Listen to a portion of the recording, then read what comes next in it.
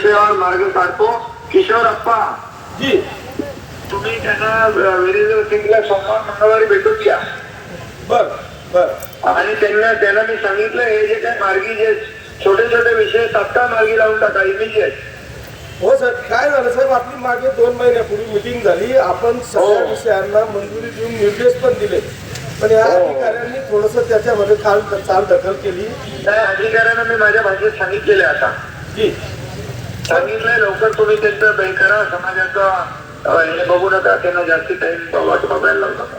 Sir, मी आपण आपल्या माध्यमातून विनंती करतो दिलीप भाऊला की आज त्यांनी ते उपोषण मागे घ्यावं असं. सर आपण हो हो हो बिलकुल. आणि तू लगेच भेट त्यांना जाऊन त्या अधिकाऱ्यांना. आणि मी यांनाही सांगितलंय आपल्या केसरकरांना मंत्री यांना. चालेल सर, मी मंगळवार बुधवारी मी तो विषय करतो सर. हा ओके ठीक ठीक. हो सर, 1 मिनिट ते बोलताय सर आपल्याला. हॅलो हा गिरीश भाऊ बोला. साहेब जय महाराष्ट्र. जय महाराष्ट्र जय महाराष्ट्र.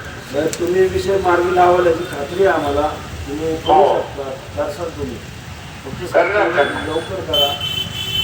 करणार मी सांगितलं मला बोलणं झालं. हा ओके. उपोषण चालू राहू द्या. अरे उपोषण मग चालू राहून मग काय फायदा आहे.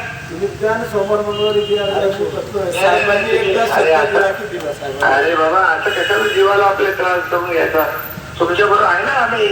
सरकार तुमचंच आहे ना. सरकार कोणाचं आहे. सरकार तुमचं आहे, तुमच्यासाठीच आहे. त्यामुळे जे काही फडाव मी तातडीने सगळ्यांना सूचना दिलेल्या आहेत.